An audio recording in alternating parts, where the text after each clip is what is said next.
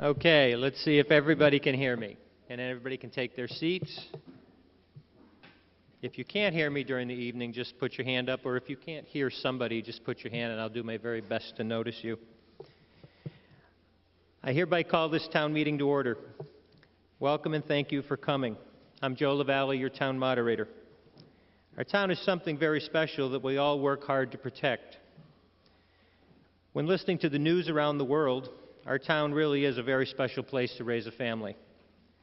My dad, looking at our generation long ago, would say, "You're doomed." Well, as just one example, I recently had the honor of being one of 3 judges for the 144th declamations at Smith Academy. So much to be proud of. We have a good future. There's some very bright young adults amongst us, and these are just a few of the many. We're not doomed yet. Just last week, I attended one of the final budget article meetings between Finance and Selectmen to present for your approval tonight. I must tell you that after 7 years on finance myself, long ago, and all these years as moderator, I'm truly impressed at their level of commitment, depth, and total dedication to this process, our town and its finances. It isn't like what some of us call the old days. We have much to appreciate from their efforts. Now, if you're not a registered voter, you need to sit in the bleachers, as when there's a reason to count, there's no confusion.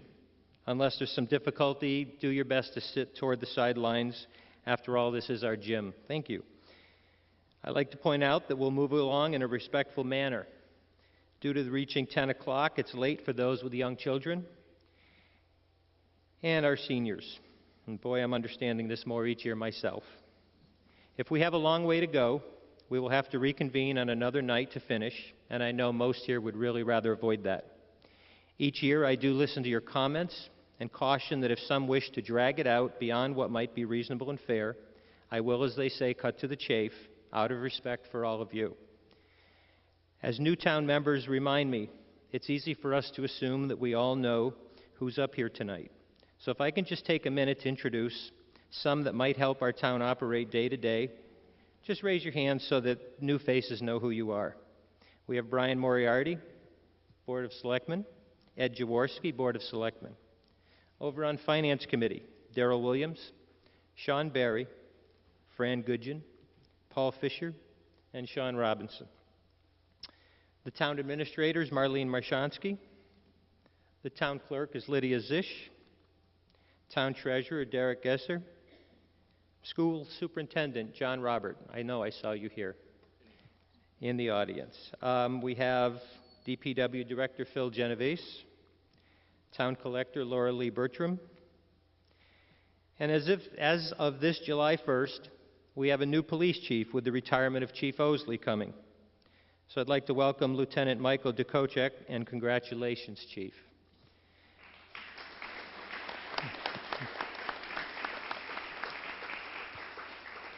Now, I'd like to point out that a lot of careful consideration, time, and input from many has been spent on these articles presented tonight for your consideration by quite dedicated people, all in posted and public meetings.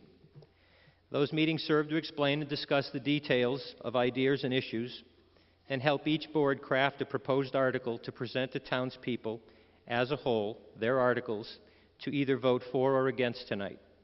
With this said, I ask all here to be mindful of why we're here, not to delve into such details that have already been discussed at length, but to consider whether we as a town approve or not each article as it is presented to the best of our abilities, with some discussion that helps explain a little bit more, or to raise some new information that came about since those meetings that are new to the article. This is out of respect for all of you that did attend the many meetings held during the year, yet not to be rude to anyone else. Now, I will say that there are some that missed or didn't attend these meetings during the year, yet wish to try to rewrite or amend these articles here in their final form in this last minute.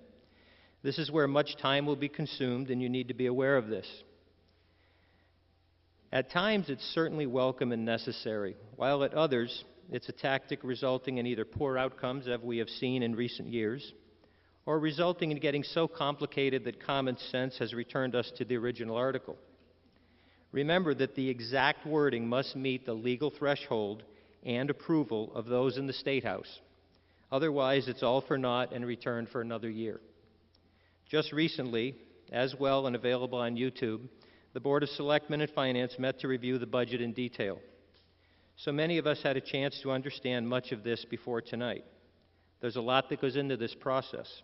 Even to see the level of detail in respect to the exact wording required by the state can frustrate even the most knowledgeable and still be rejected by the state. I've been very generous in allowing most amendments, but after attending seminars with many other moderators, due to the actions of a few, I will continue to stay much tighter to the process. In no way do we ever mean to show any disrespect to this process or to anyone, but rather to respect your time and patience. If we seem to be going off into specifics that have already been discussed, I will politely close off and go on to the next question. Otherwise, we'll be here for more nights than any here will have the patience to ever want to sit through. I also ask department heads and committees that if there are no inquiries, please try to refrain from giving a very detailed explanation as it has already been done. This is in no way meant to be rude or condescending, but rather to allow the process to move forward if there are no questions to the article.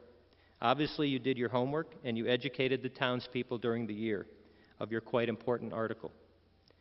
This marks my 15th year of serving you in this position, and I take great pride in your trust and confidence. I will always do my very best to respect the town meeting process and uphold the pride this special town deserves. I want to express much thanks to Fran Goodgen and Sean Berry for their many years of very dedicated time on the Finance Committee. I'd like to say that they're taking a break for now. Returning is always an option. As well as Jeff Boyle and Pat Gaughan, who stepped down this past year after many years of commitment to this town. They gave it their all, with great respect. So thank you all for your help.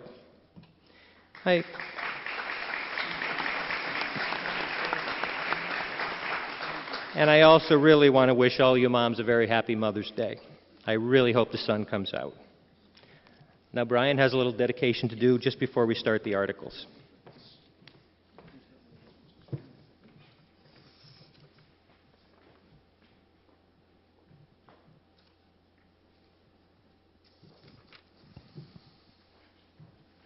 Good evening, ladies and gentlemen. As is tradition at annual town meeting, we will be dedicating the annual report to a resident of Hatfield who has made many contributions over the years to the benefit of our community. This year's recipient was a longtime business owner in Hatfield, but has since retired to Florida. He is a member of the American Legion, is a veteran of the U.S. Army 101st Airborne, serves in the Legion in the Honor Guard. He has served our community in many ways over the last 40 or 50 years, most recently as an assistant building inspector, which is actually where I got to meet him when I was first elected to the Select Board a few years ago. And of course, most recently, as a 40-year or so member of the Planning Board, where his background in construction and business helped not only the Planning Board, but helped the town of Hatfield in the decisions that were made under his leadership. His leadership and experience on the Planning Board has led to Hatfield's helping to shape our future while maintaining our rural roots as a community. So, our longtime resident, who is now residing in Florida, has got to sit in the bleachers because he's no longer a resident of Hatfield. But please join me in congratulating Mr. Bob Bartlett, this year's recipient.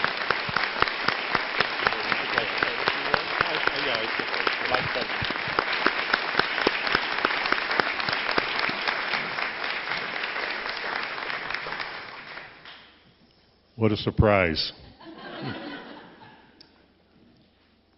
I was invited here, invited to come, because I'm no longer a resident, so I hadn't planned on coming, but somebody invited me, but they didn't tell me what it was about. So I'm truly surprised and a bit overwhelmed. To repeat what Joe said, Hatfield is a special place. And I believe we owe it to the town to make the town better, to do what we can to serve the town, to kind of pay our dues for living in such a special place. And that's why I served on the board. I served at the will of the voters, though, because you all voted me and kept re-electing me for, I guess, 9 terms. I was just a kid when it started. And I remember, I'm a child of the 60s, and January 1961, President John Kennedy at his inaugural address said, "Ask not what your country can do for you, but what you can do for your country." That was my way of serving on the planning board and other capacities in town, was my way of serving my country. And I believe that if we all work locally, doing sometimes the least little thing, we can help to solve the world's problems. We'll all work together to do that. So once again, thank you very much. I enjoyed it on the planning board, sometimes more than others, but I served, again, at the pleasure of the voters. Thank you very much. Thank you, Brian.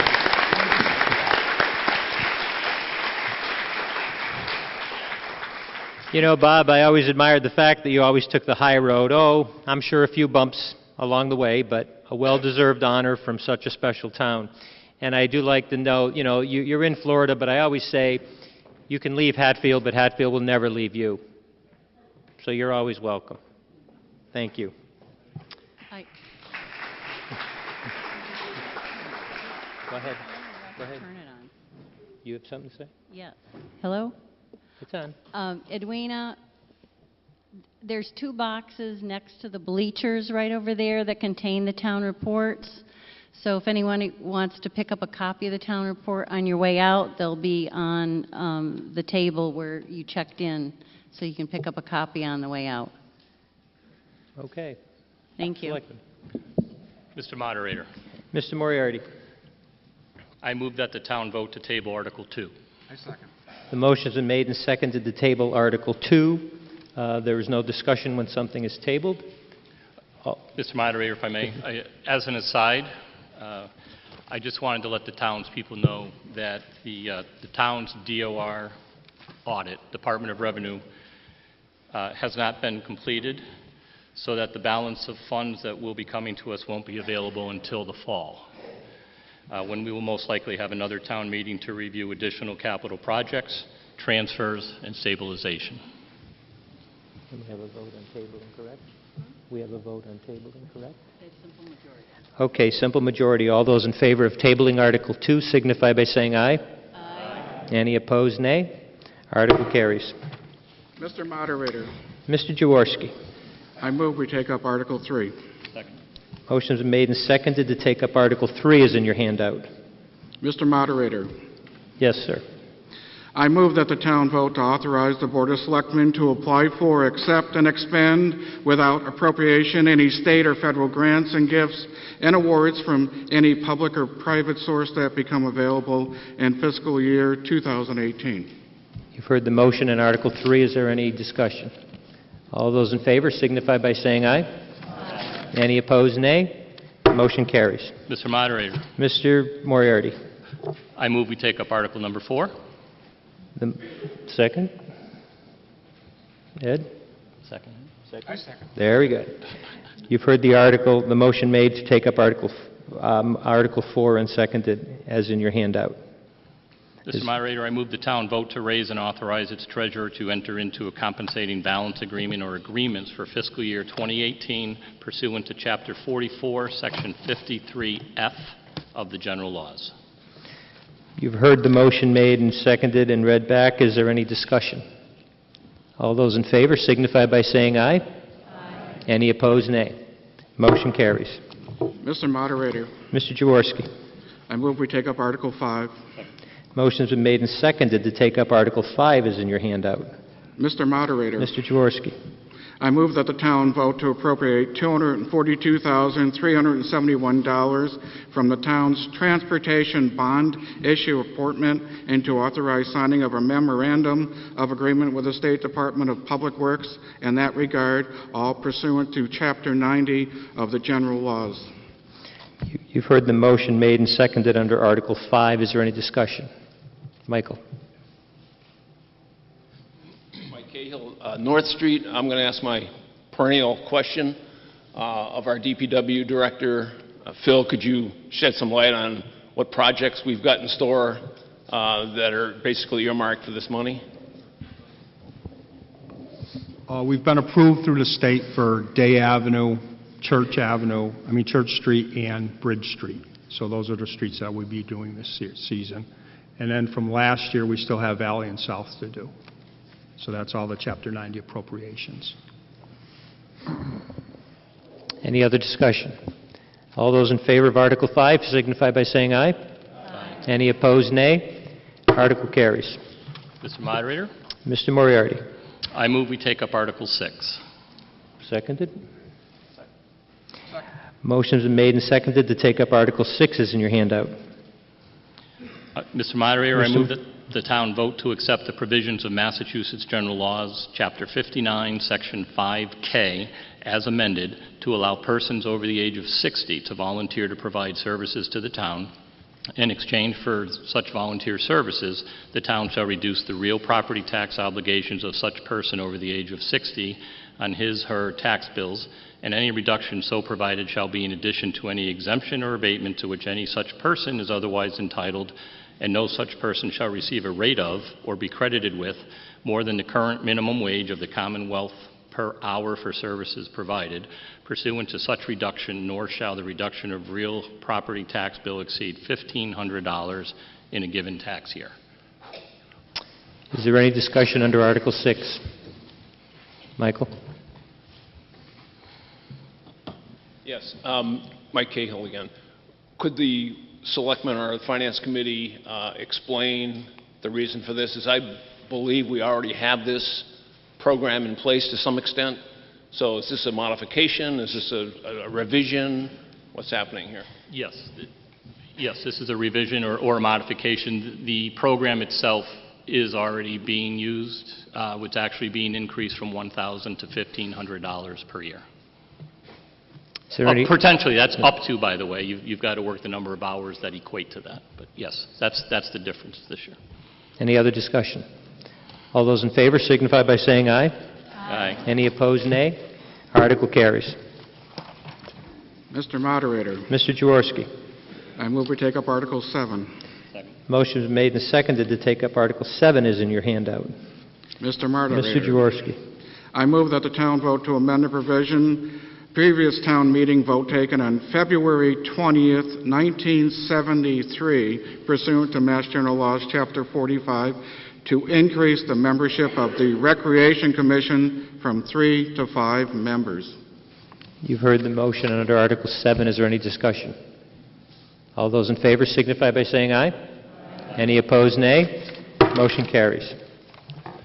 Mr. Moderator. Mr. Moriarty. I move we take up Article 8. Motion's been made and seconded to take up Article 8 is in your handout. Mr. Moderator, Mr. I move that the town vote to authorize the Board of Selectmen to convey a parcel of land located at 58 Main Street, Hatfield, formerly known as the Center School, Assessor's Map 221, Lot 179, approximately 31,486 plus or minus square feet, for which a copy of the plan is on file with the Office of the Town Clerk, to Center School, LLC. And further, to authorize the Board of Selectmen to convey an easement and right-of-way approximately 35 feet wide and 130 feet in length along the southerly border of the property to be conveyed. Is there any discussion? Michael? Sorry, I'm going to keep asking questions tonight. Could you guys explain the reasons for this? Absolutely. And could you also, in light of that, with perhaps the moderator's permission, could you also explain where we currently stand with the purchase and sale agreement with Hatfield LLC and some sort of an approximate time frame for when you would anticipate closing to happen? Sure. But you're going to keep it simple, right? So, to Mike's point, we never did convey the land, even though we all agreed on it last year to sell the land. So that's what part one of this is, the conveyance of the land to the developer. The other part of that is to grant access, if you're facing a building, to the roadway in and out on the right-hand side of the building. That was never part of the initial paperwork. To answer your question for a time frame, everything is moving along at a snail's pace, but is moving along. The most recent expectation for the sale to be finalized once and for all is next month.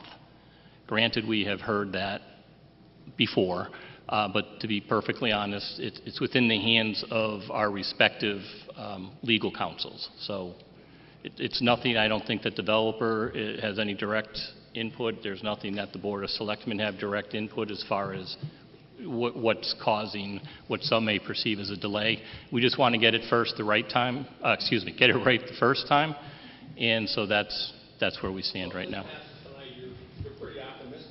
Yeah, I mean, we've been optimistic all along. This is just kind of a final, Should be the final Okay. housekeeping item, I hope. Yes. And Town Council had a comment. Mr. Moderator, members of the town meeting, just to follow up on Selectman Moynihan's answers. Since the last time we were before you for the vote, a couple of issues have arisen. There was a title question which was addressed and resolved. The applicant had to secure a special permit approval for the housing on the property from the zoning board. That was granted. No appeal was taken. The applicant had to ensure that the site plan was approved, and that was done by the town administrator with the assistance of an engineer. So the planning board has approved what's called an A&R, approval not required plan, separating the property.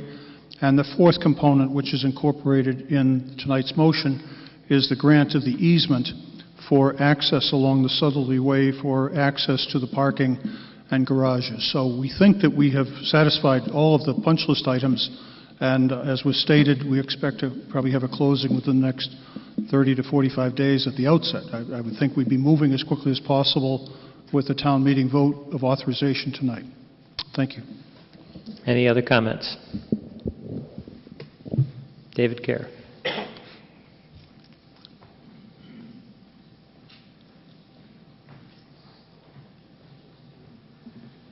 David Keir, 86 Bridge Street, also athletic director here at Smith Academy and a member of the faculty. I've been to a planning board meeting. I've been to a select board meeting with concerns about the easement, the ability to get to the fields.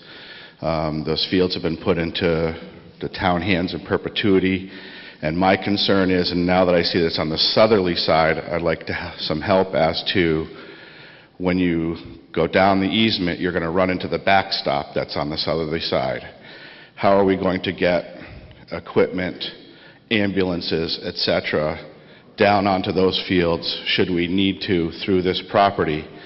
I just don't see that there's enough space between the dike, which is 10 feet above, and the backstops that are currently in place, unless we're planning to move the backstops to be able to have a place for a pickup truck, a mower, an ambulance, etc., to get down to that field should we need to do that.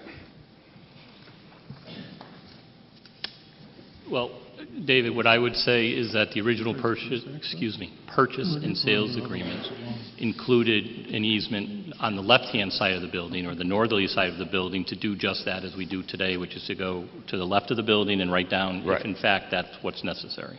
This was to address the other side of the building, which hadn't been taken into account. So the northerly side is still there, and we'll have an easement down onto those fields? That is my understanding.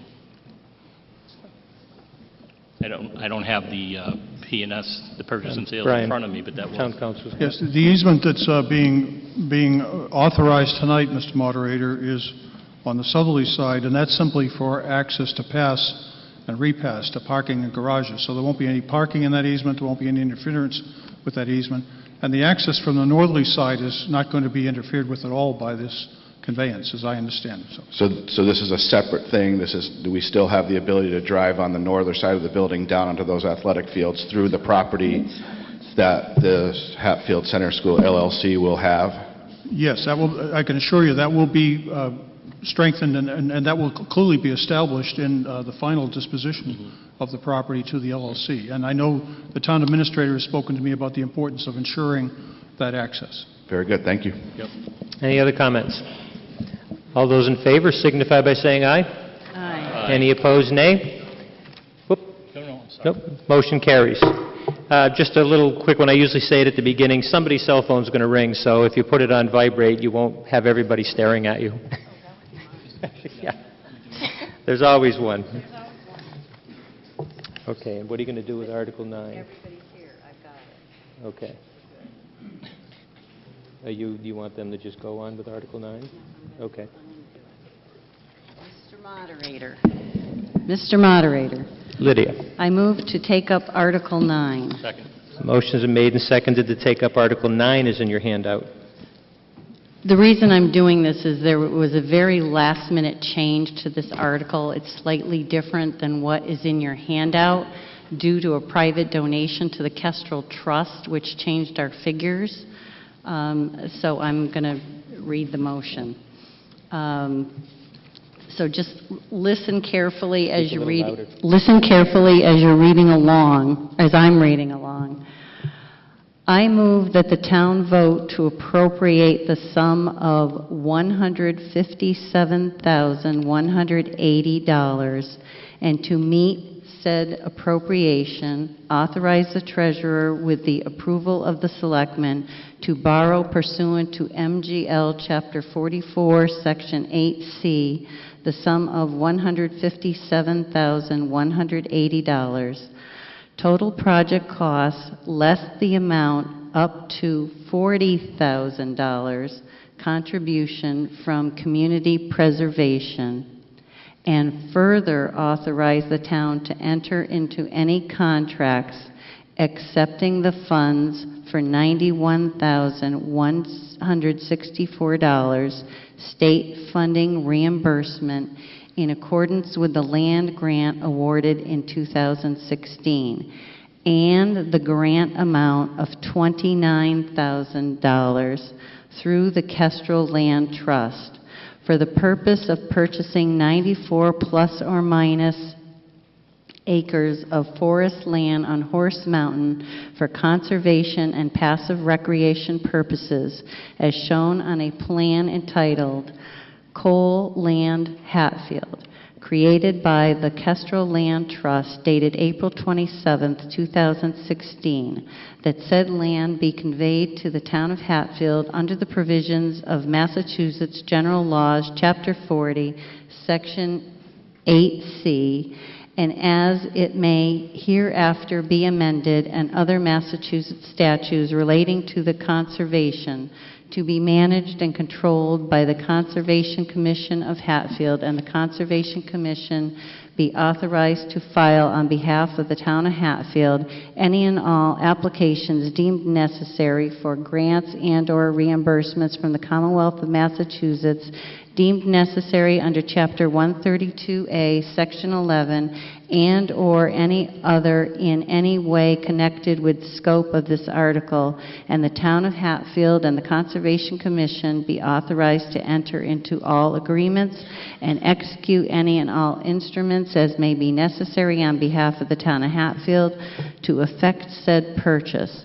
and to grant or otherwise provide for a perpetual conservation restriction on said land, meeting the provisions of MGL Chapter 184, Sections 31 through 33, as required under MGL Chapter 44B, Section 12A, to Kestrel Land Trust or any qualified organization to protect said property for the foregoing purposes, and to monitor compliance with the terms of the restriction.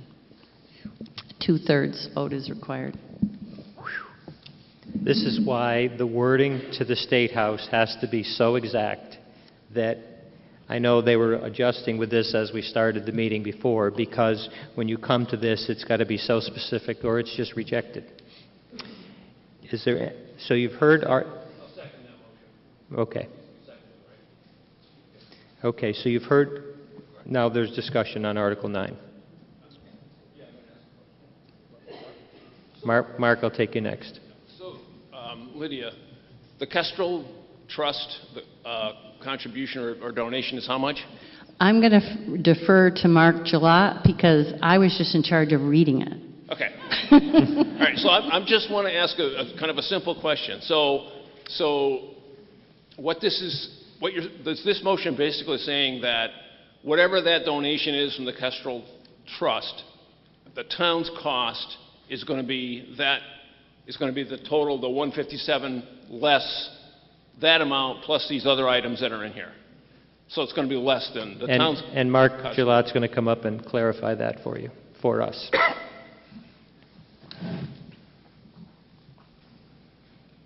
Now, Mark's an architect, but let's hope he can make it easy. Mark Gillot, Elm Street, Hatfield.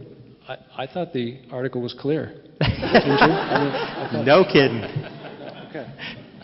Mark, you can just face this way like every... Mark, Face you this just... way. Yep, All that's right. cool. I want to explain what this is about. This is basically a conservation project. It's a land purchase conservation project on Horse Mountain in Hatfield. There was about a year ago, the owner of this property, which is a total of about 128 acres, decided from the Cole family that they were going to sell this piece of property, which is the highest land in Hatfield. It has the highest peak in Hatfield. And they were going to sell it with a house and a number of parcels. They peeled off a few parcels for development for house lots. And the back land they wanted to preserve for conservation. They approached Kestrel Land Trust, who approached the Hatfield Open Space Committee and the town of Williamsburg for this project, because 2/3 or 3/4 of the land is in Hatfield and 1/4 of the land is in Williamsburg. So this is as I said, this is the highest point in Hatfield. It has some potential views. The property is priority habitat, as they say, for endangered species. So this made it kind of a prime candidate for grant. So as was mentioned in the article, the total project cost is $157,000. The town of Hatfield applied for, along with Kestrel Land Trust, a state grant and received funding or approval for funding for $91,164. We also just recently received word that Kestrel Land Trust received a grant award for $29,000. So out of the total cost for the town of Hatfield, the total cost was about $157,000. What was left to be funded is about $40,000. And we went to the CPA and we presented the article, the application, and they did approve that funding, which was originally $69,000, and now that has been reduced since the Kestrel grant came in. So now we're also going to, I presume that CPA will make an amendment to their article to reduce the funding from CPA. So in short, that's what this project is about. It's a project with the town of Williamsburg to purchase conservation land on Horse Mountain in Hatfield. There was a handout. You can take a look, and there's a map on the second page. You can see what the configuration of the land is and where it is. It's on the Williamsburg line. There will be public access to this and potential trail opportunities on this land. There'll be access from Old Stage Road, the end of Old Stage Road, and there will also be access in the upper section from Williamsburg on Cole Road. So just to clarify, where you're saying it looks as $157,000 expenditure, it's going to cost us around $40,000 to $49,000 when it's all said and done. Right. Thank you. About 25 cents on the dollar. Thank you. Any other discussion? All those in favor signify by saying aye. Aye. Any opposed, nay. Motion carries. Thank you, Mark. Mr. Moderator, Mr. Moriarty. I move we take up Article 10. Motion's been made and seconded to take up Article 10 is in your handout. Mr. Moderator, Mr. Moriarty. I move that the town vote to authorize the Board of Selectmen to accept a donation of 1 acre of land abutting the town hall property from the trustees of Smith Academy to be used for park purposes under Mass General Law, Chapter 45, Section 3, with the conditions that the town maintain the property in good order, maintain a place within the park for Smith Academy Cornerstone, and maintain a place within the park for the monument to Sophia Smith, founder of Smith Academy, both of which are currently located on the premises. You've heard Article 10. Is there any discussion? Sir.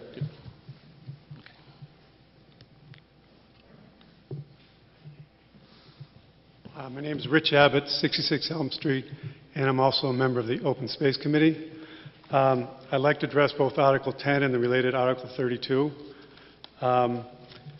Last year's town meeting approved funding for the renovation of Smith Academy Park next to Town Hall.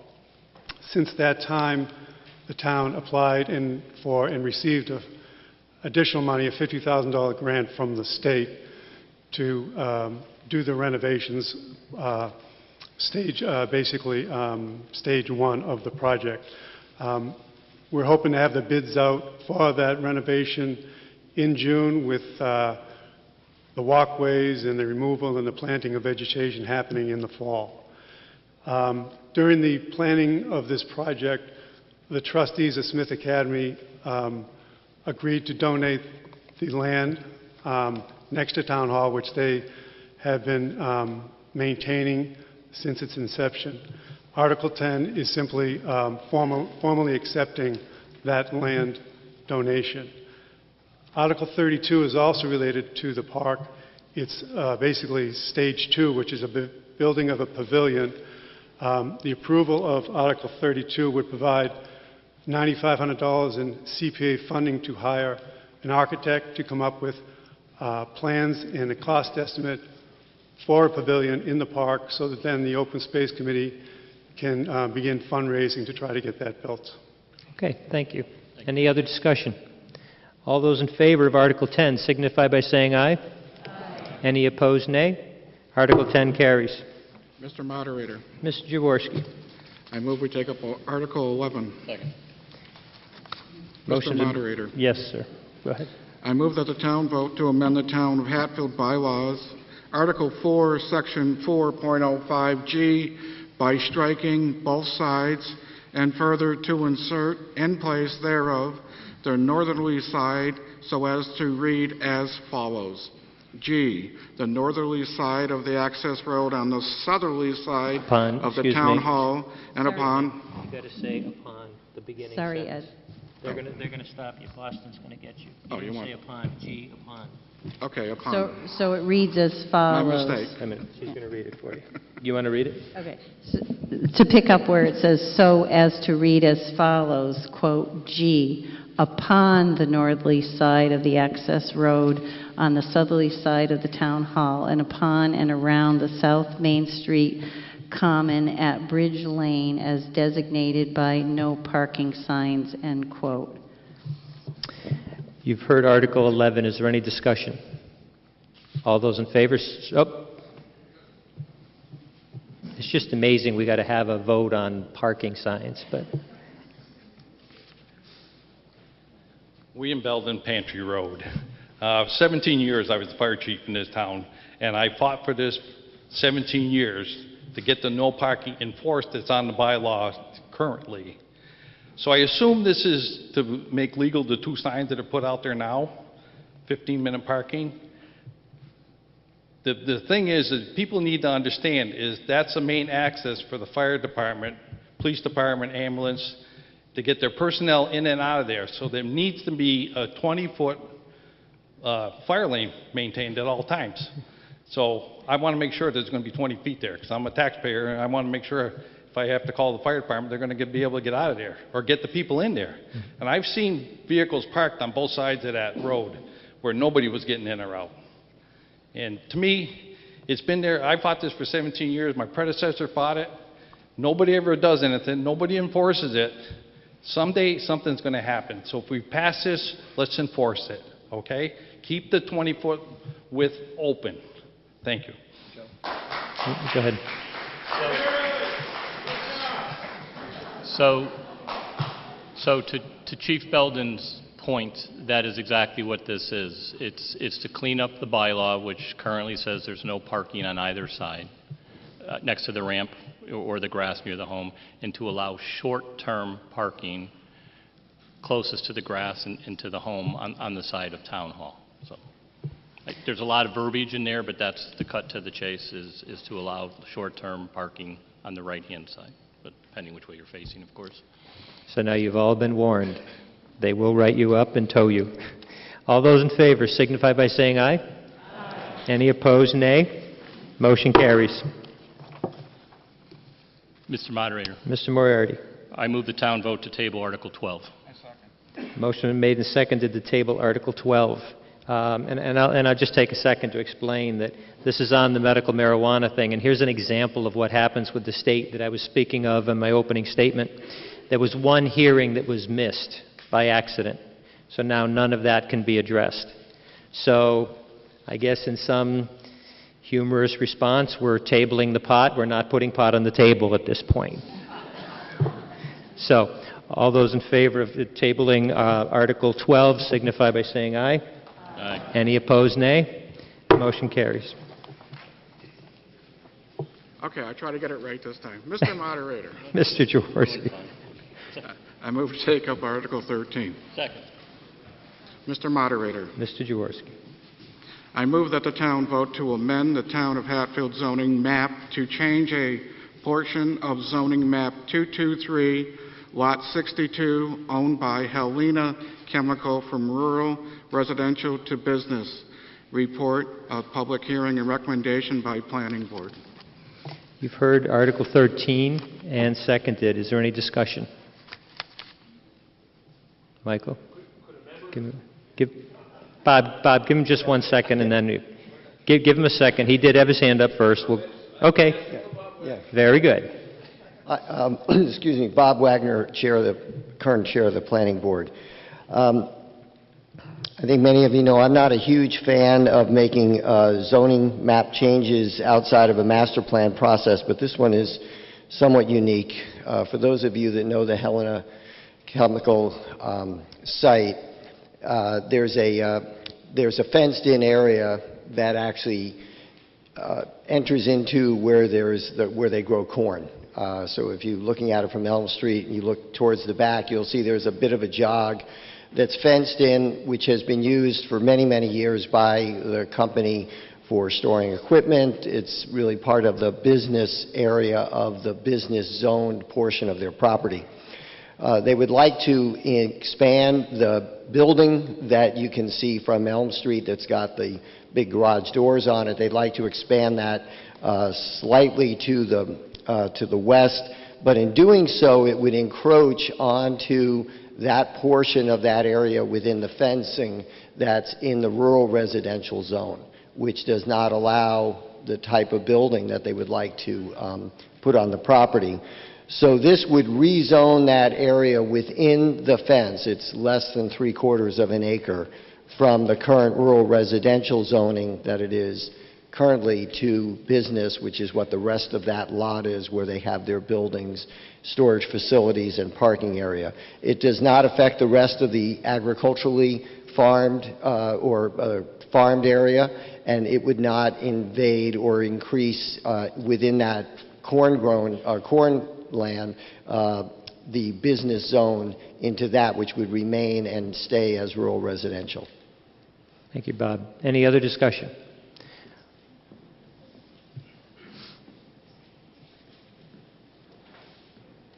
Yeah, my name is John Gritch. I live at 115 Elm Street, and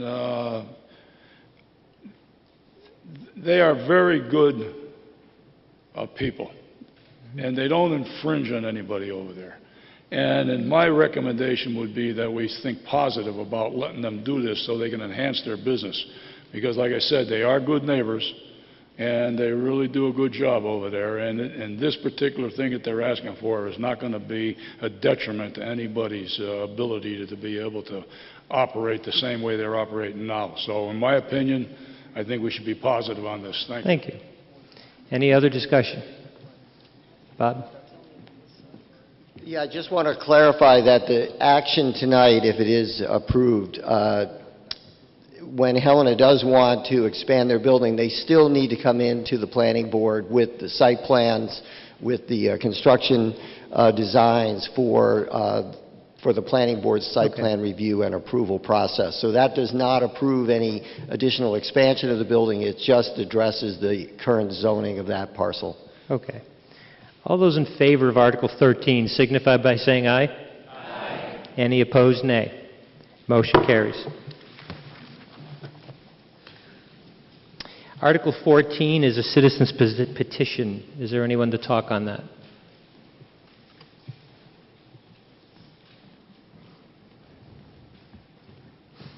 Carolyn Forsyth, School Street.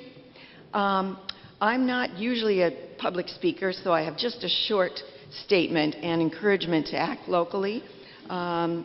Federal and state laws as they exist now allow for corruption and lack of transparency regarding money in politics, and we want that to change.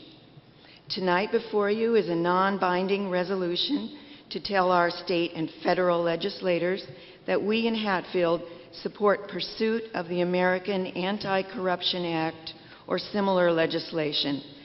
10 area towns and 5 in Eastern Mass have recently passed this resolution at their town meetings, and we want Hatfield to do as well. Thank you. Is there a second on that? Okay, there's a second there. Is there any discussion?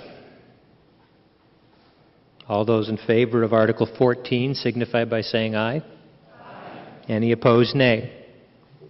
Motion carries. Article 15 is by a petitioner. Does anybody care to speak on that? Chris?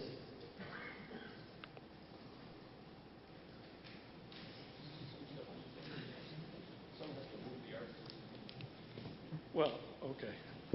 Well, if he has Article 15, but he's got to read it to see if anybody wants to second it. He's making a motion. Okay. All right. Okay. So, bear with me as I get to that page. Okay.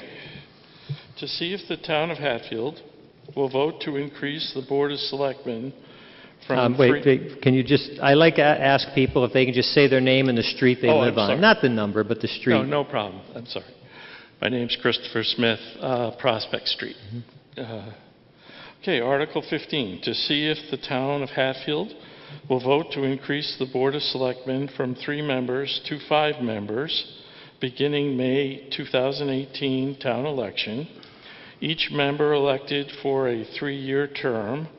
No member may serve for more than 2 terms or a total of 6 years, or take any other action there relative thereto.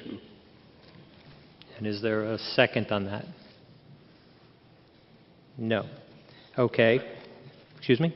I'll second the discussion. Okay. Then is there any discussion on that? Okay. Jeff?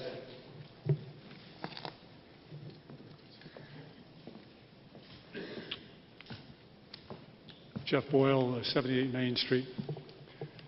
I've served on the Board of Selectmen for a number of years. Jeff, can you talk a little louder? I know you're a tall guy. I can't pick this up, but I've served on the Board of Selectmen for a number of years. I believe I can say unequivocally there's no functional or other need to increase the size of the Board of Selectmen, nor to limit their term of office. Currently, Hatfield voters can vote no when anyone is running for office. There's no need to restrict the term limits. When an incumbent is not doing his job, he or she can be voted out. I would urge that people vote no on this article. Thank you. Thank you. Any other discussion? Okay, simple majority vote. All those in favor of Article 15, say yea. Yea.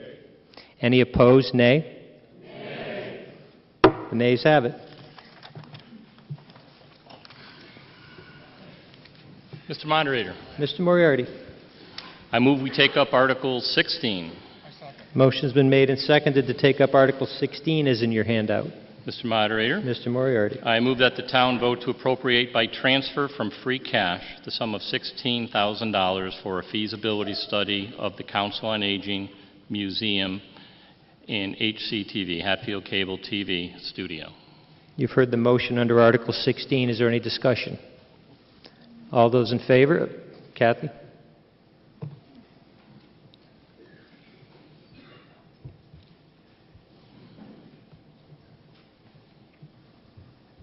Kathy Gow, Depot Road. Could somebody just explain the parameters of this feasibility study? Is it to see what the Council on Aging and the museum and the cable station need in the town hall, or is it looking beyond that to see if they should even be in the town hall? I just need some description of what this is supposed to be for. Sure. So, Kathy, the feasibility study is basically just what you said. It's to have the players from the COA, cable TV, and the museum speak with an architect or somebody who will be doing the feasibility study and find out the wants and needs currently and for the future, and from that make a decision collectively what the needs are for each of those three organizations. Is there any other discussion? Did that answer your Michael? question? It's a quick question. Well, could the results of this study have any bearing on Phase 2 of the town hall? No. Any other discussion? All those in favor signify by saying aye. Aye. Any opposed, nay. Motion carries. Mr. Moderator. Mr. Jaworski. Take up Article 17. Second. Mr. Moderator. Mr. Jaworski. I move that the town vote to appropriate to transfer from free cash the sum of $50,000 to repair the Memorial Town Hall front steps and railing. You've heard the motion made and seconded under Article 17. Is there any discussion? Michael?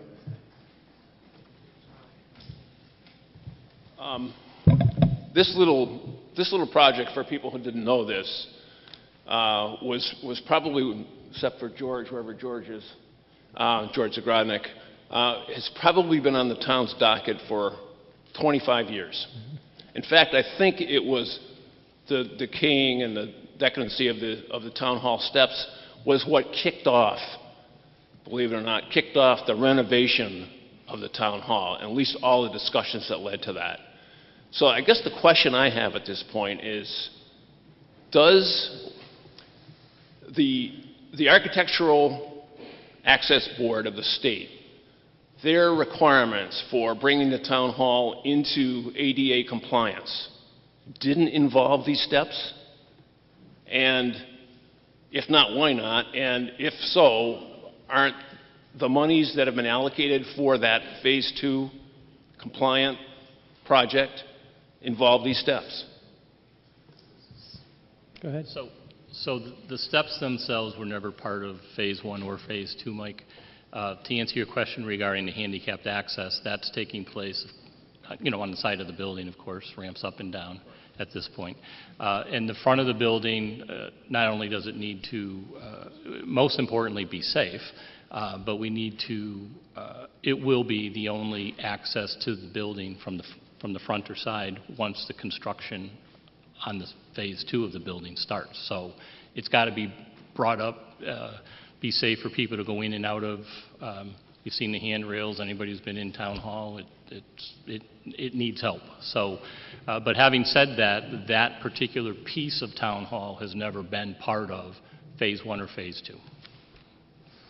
And I'd just like to say that as we go through this project, whenever there's meetings at the town hall and accessibility for anybody is a problem, just let them know ahead, or even if the meeting started, they will have to stop the meeting and reconvene, whether here in the school or wherever it's convenient and accessible to all.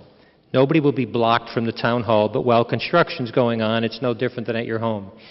It has to be. So if you have a need coming up and you want to attend a meeting, just let somebody be aware, let Marlene be aware, or the DPW, or that board having a meeting, and they will have to reconvene. That's part of our accommodation to accessibility as a town. It's very fluid. Any other discussion? All those in favor of Article 17 signify by saying aye. Aye. Any opposed, nay. Motion carries. Mr. Moderator, Mr. Moriarty. I move we take up Article 18. Motion's made and seconded to take up Article 18 in your handout. Mr. Moderator, Mr. Moriarty. I move that the town vote to appropriate by transfer from free cash the sum of $45,200 for town hall server and infrastructure replacement. You've heard the motion made and under Article 18. Is there any discussion? All those in favor signify by saying aye. Aye. Any opposed, nay. Motion carries. Mr. Moderator, Mr. Jaworski. I move we take up Article 19. Second. Motion's made and seconded to take up Article 19 in your handout. I move that the town vote to appropriate the sum, that the town vote to appropriate by transfer from free cash the sum of $39,000 to purchase accounting software for the school department. You've heard the motion made under Article 19. Is there any discussion? All those in favor signify by saying aye. Any opposed, nay. Motion carries. Mr. Moderator, Mr. Moriarty. I move we take up Article 20. Got a second there? Okay. Motion's been made under Article 20. Is there any discussion? Mr. Moderator, I move that the town vote to appropriate by transfer from free cash the sum of $20,000 for ambulance paramedic equipment. Is there any discussion? All those in favor signify by saying aye. Aye. Any opposed, nay. Motion carries. Mr. Moderator, Mr. Jaworski. I move we take up Article 21. Second. Motion's made and seconded to take up Article 21 is in your handout. I move that the town vote to appropriate the sum of $740,000 and to meet said appropriation authorize the treasurer to borrow under and consistent with Mass General Laws, Chapter 44, Section 7 or 8, in or other source of authority, all contingent, however, upon subsequent voter approval of a so-called debt exclusion referendum question under Proposition 2.5 Mass General Law, Chapter 59, Section 21C(k), in an amount not exceeding said appropriation for Phase 2 water main transmission line construction from Chestnut Street to Gore Avenue. You've heard Article 21, the motion of Article 21 read. Is there any discussion? Michael? Could someone explain this in a little bit more detail, what Phase 2 really consists of, the length of pipe that's going in, where it's going in, some of the challenges that we're facing bringing it up to Gore Avenue? And also, could someone talk to us about Phase 3? Or how many other phases there might be in terms of improving our water system in town? Well, they can touch a little on 3, but mostly on 2 and Correct. give a little. Yeah. Having thought that this question might come up, we actually have the engineer who's been helping the DPW director and our water department and the select board and the town with the design, and hopefully can answer your question for you. We'd ask Michael Ohl to come. We'd ask Michael Ohl to come forward and give an explanation as to where we've been and where we're going as far as the transmission line. I will just start it off by saying it's already come from the reservoir and when down Route 5, under 91, and this is where we stand now for this next portion. And we have Mike, correct me if I'm wrong. We have an engineer that's going to keep it simple. I'll do my best, but I have a reputation. We've gone from an architect to an engineer. We're good. Yeah. Okay, here's my best attempt. Michael Ohl with Comprehensive Environmental.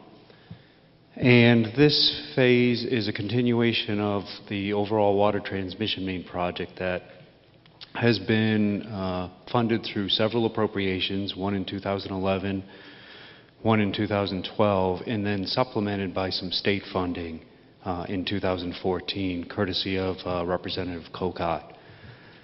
And with those funds, the water main at this point has been brought down from the water treatment plant, down Rocks Road to West Street, under I-91, and then also under the railroad right there up to Brockway Smith. That is where the limit of work stands right now because of the funding limits.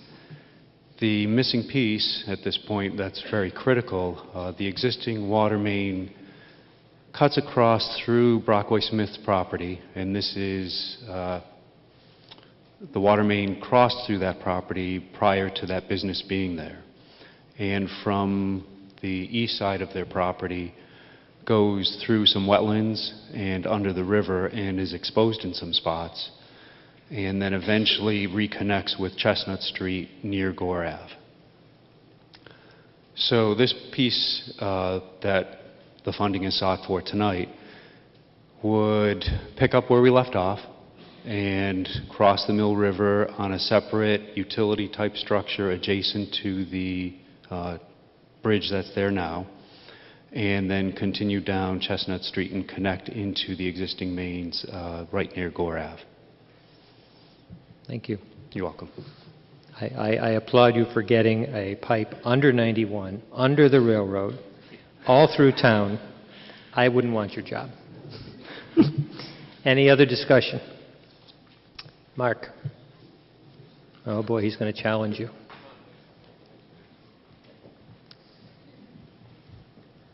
Mark Gillette, Elm Street. Is there an estimate on the tax increase for this project?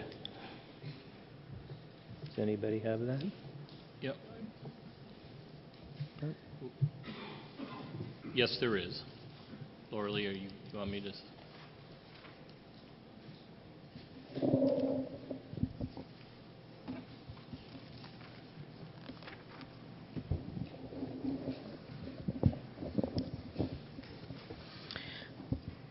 So the increase to the average single-family house assessed at $300,000 will be an increase of $45 annually. Any other discussion? All those in favor signify by saying aye. Aye. Any opposed, nay. Motion carries. Mr. Moderator. Mr. Moriarty. I move we take up Article 22. Motion's been made and seconded to take up Article 22 as in your handout. Mr. Moderator. Mr. Moriarty. I move that the town vote to appropriate by transfer from sewer revenues the sum of $48,000 for electrical work of the Omasta well pump. Is there any discussion on Article 22? All those in favor signify by saying aye. Aye. Any opposed, nay. Motion carries. Mr. Moderator, Mr. Jaworski. I move we take up Article 23. I move that the town vote to appropriate the sum of $50,000 to repair the highway, garage pole, barn, trusses, and roof, and to meet said appropriation, authorize the treasurer to borrow under and consistent with Mass General Law, Chapter 44, Section 7 or 8, and/or any other source of authority. You heard the motion under Article 23. Is there any discussion? All those in favor signify by saying aye. Aye. Any opposed, nay. Article carries. Mr. Moderator. Mr. Moriarty. I move we take up Article 24. Motion's made and seconded to take up Article 24 is in your handout. Mr. Moderator. Mr. Moriarty. I move that the town vote to appropriate by transfer from free cash the sum of $55,000 for the purpose of extending the sewer service from Straits Road to the highway garage and transfer station. Is there any discussion on Article 24? All those in favor signify by saying aye. Aye. Any opposed, nay. Article carries. Mr. Moderator. Mr. Jaworski. I move to table Article 25. Second. Motion's been made to table Article 25. I just wanted to point out, as they were talking all these past couple of weeks, the free cash that Derek the accounting Derek's been doing to collect and correct the last few years, the state is saying to us they'll release part of our free cash now, but only will they release the rest of it in September, October. That's when we're going to have a special town meeting to take care of a few of these things. So at this point, they just have to hold this off for the moment. All those in favor of tabling Article 25 signify by saying aye. Any opposed, nay. Motion carries. Mr. Moderator, Mr. Moriarty. I move we take up Article 26. I second. Go ahead. Mr. Moderator, I move that the town vote to appropriate the sum of $70,440 for proposed energy-efficient projects, subject to state funding reimbursements, and to meet said appropriation, authorize the treasurer to borrow under and consistent with Mass General Law, Chapter 34, Sections 7 or 8, and/or any other source of authority. You've heard Article 26. Is there any discussion? All those in favor signify by saying aye. Any opposed, nay. Article carries. Mr. Moderator, Mr. Jaworski. I move to take up Article 27. Second. Go ahead. I move that the town vote appropriate by transfer from free cash the sum of $11,000 to replace the boiler at the library. You've heard Article 27. Is there any discussion? All those in favor signify by saying aye. Any opposed, nay. Motion carries. Mr. Moderator. Mr. Moriarty. I move we take up Article number 28. I second. Go ahead. I move that the town vote to amend the vote taken at annual town meeting 2016 to appropriate or reserve from Community Preservation annual revenues in the amounts recommended by the Community Preservation Committee for committee administrative expenses, community preservation projects, and other expenses in fiscal year 2017 as follows, with each item to be considered a separate appropriation. Appropriations to leave unchanged the committee administrative expenses as $8,250. Under reserves, to change historic resource reserve from $16,500 to $23,145. To change community housing reserve from $16,500 to $23,145.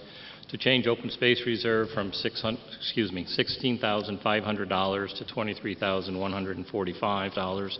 And to change budgeted reserve from $107,250 to $153,762. You've heard the motion under Article 28. Is there any discussion? All those in favor signify by saying aye. Aye. Any opposed, nay. Motion carries. Mr. Moderator, Mr. Jaworski. I move we take up Article 29. Second. Go I ahead. move that the town will vote to appropriate a reserve from the Community Preservation annual revenues in the amounts recommended by the Community Preservation Committee for committee administrative expenses, community preservation projects, and/or other expenses in fiscal year 2018, with each item to be considered a separate appropriation. Appropriations from fiscal year 2018, estimated revenues for committee administrative expenses, $8,250. Reserves from fiscal year 2018, estimated revenues for historic resources reserve, $17,500. From fiscal year 2018, estimated revenues for community housing reserve, $17,500. From fiscal year 2018, estimated reserves for open space reserve, $17,500. From fiscal year 2018, estimated revenues for budgeted reserve, $114,250. You've heard Article 29. Is there any discussion? Michael? I would ask that the chairman of the committee give us an update on where our account balances stand at this point. I know there's a handout, but it might be easier for Bob just to share this verbally with everyone. And then also in the handout, Bob Wagner is the chair. It mentioned that Hatfield received a state match to the tune of something like 67% this year, whereas most other communities only got 30%. I'm just wondering if you could shed some light on that. Don't tell the State House. Bob Wagner, Linseed Road, Chair of the Community Preservation Committee, as Mike said. So to your first question, we have currently $938,000 committed to projects that the town meeting has approved over the past couple of years. Rich Abbott, for example, referred to the $194,000 grant made last year for the park on the site of the old Smith Academy. With our balances and then what we expect to receive, both from what we receive from the state and the state match, and then our own local receipts for fiscal year 2017, those 2017 numbers come to about $235,000. We already have $406,000 in balance, so we have about $642,000 available for future projects going forward. To the second question Mike asked about the fact that we received a 67.5% match from the Commonwealth this last October, that's because the state provides the matches to communities with CPA in 3 rounds. The first round is the same for everybody, and that last year was about 22%, and for this upcoming year it's expected to drop to 15%. Then in the second and third rounds, the second round includes all communities that are at the 3% surcharge. So there's additional money granted to communities that have a 3% surcharge, which Hatfield does. And then the final and third round is for smaller communities. It's basically an equalization. So for smaller towns like Hatfield with a smaller grand list, we receive additional funding in the third round, which gets us up to the 67.5% that we received last year. Thank you. I know you guys have done an amazing job over the past many years. All those in favor of Article 29 signify by saying aye. Any opposed, nay. Article carries. Mr. Moderator. Mr. Moriarty. I move we take up Article 30. Is it appropriate to ask a question about this right now? You can. Because I believe the funds changed. Thank you. Thank you, Bob. I believe it was Article 9 in which we had the long article about the Horse Mountain property. And because of the grant received by Kestrel Trust, we were able to reduce the amount that was asked of the Community Preservation Committee and the Community Preservation Act funding from $49,000 or from the $69,000 to $23,000. No, I'm sorry, to $40,000. So we're reducing it by $29,000. So I have an amendment, Lydia, that actually sets the new figures and from which funds of our accounts they'll come from. So should I read the motion as is, and then Bob can amend it afterwards? Is that? He didn't read a motion right. yet. We haven't even read a motion yet. Right. You want to read the motion?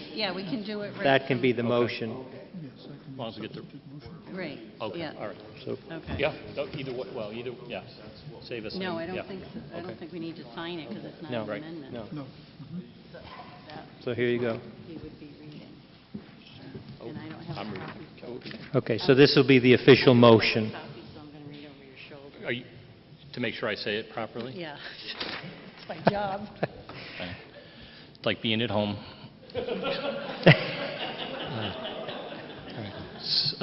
So, I move the town vote to appropriate by transfer from the Community Preservation Open Space Resources Reserve account the sum of $23,200, and from the Community Preservation Budgeted Reserve account the sum of $16,800, for a total sum of $40,000 to contribute to the acquisition costs to acquire and preserve for conservation purposes under Chapter 44B, 94 plus or minus acres in fee, simple interest or less, 8 parcels of forest land on Horse Mountain, map 2017, parcels 3, 4... 217. That's not what I said. Map 217, parcels 3, 4, 5, 6, 9, 10, 11, and 15.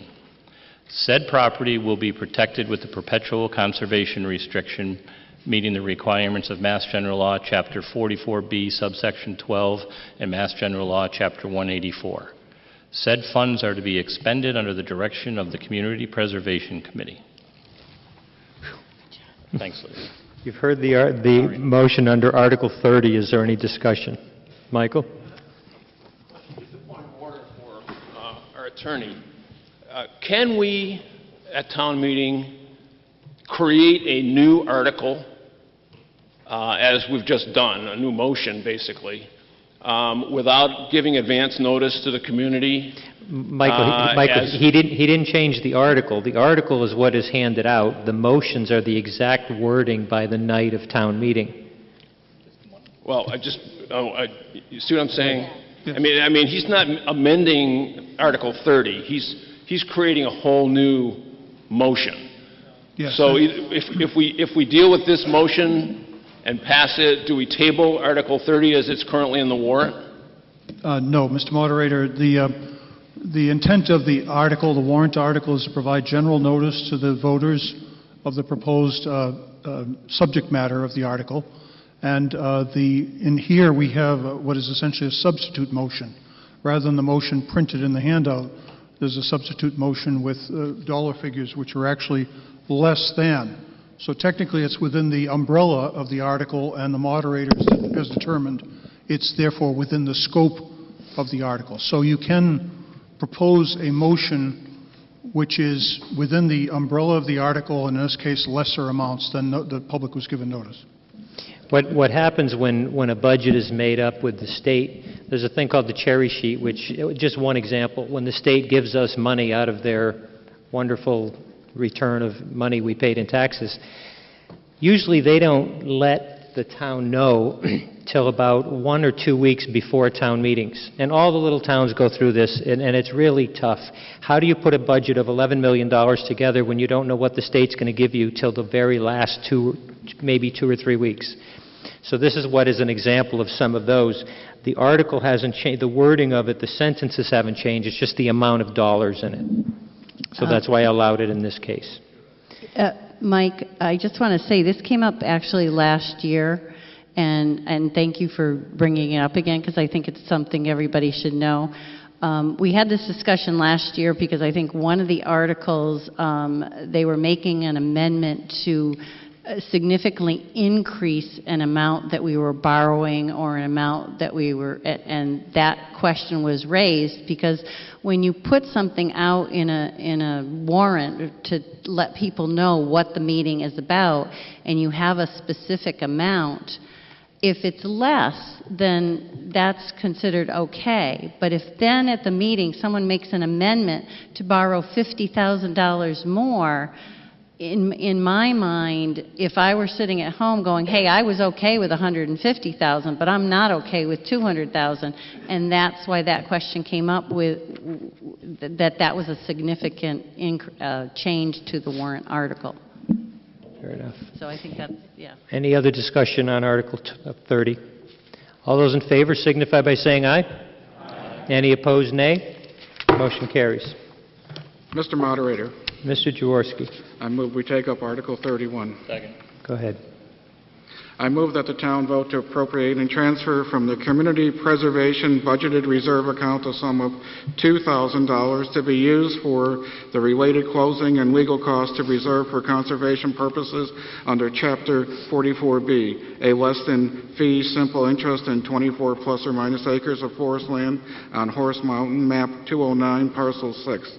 The Board of Selectmen are authorized to accept a property interest in this parcel, which shall be held under the care, custody, management, and control of the Conservation Commission under the provisions of Mass General Laws, Chapter 40, Section 8C. Said property will be protected with a perpetual conservation restriction, meeting the requirements of Mass General Laws, Chapter 44B, Section 12, and Mass General Laws, Chapter 184. Said funds are to be expended under the direction of the Community Preservation Committee. You've heard the motion of Article 31. Is there any discussion? All those in favor? Oh, Mark?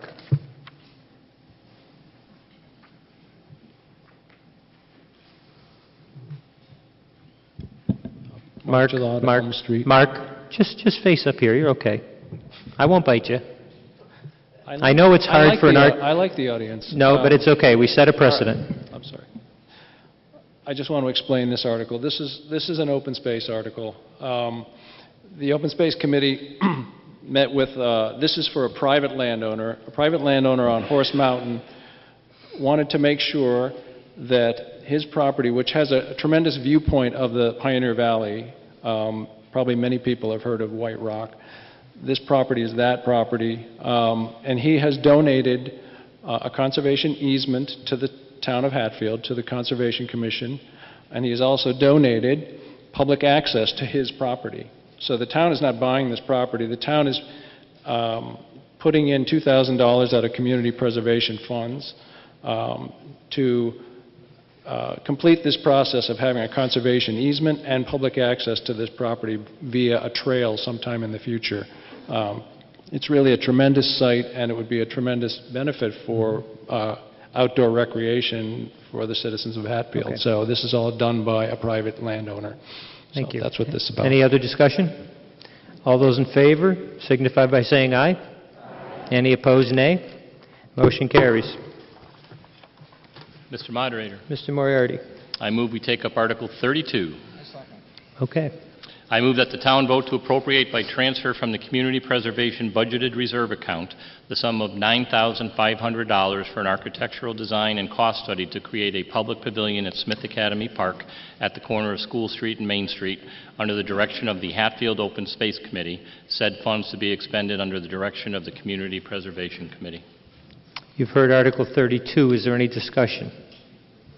All those in favor signify by saying aye. Aye. Any opposed, nay. Motion carries. Mr. Moderator, Mr. Jaworski. I move to take up Article 33. Go ahead. Go ahead.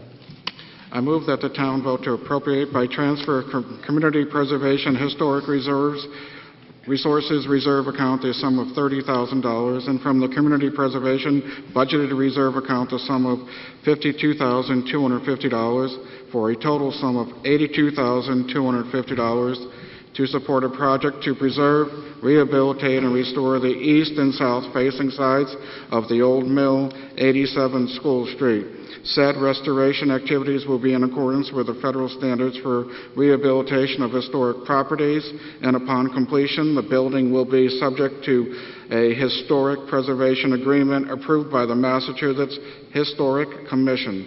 Said funds are to be expended under the direction of the Community Preservation Committee. You've heard Article 33. Is there any discussion? In the back.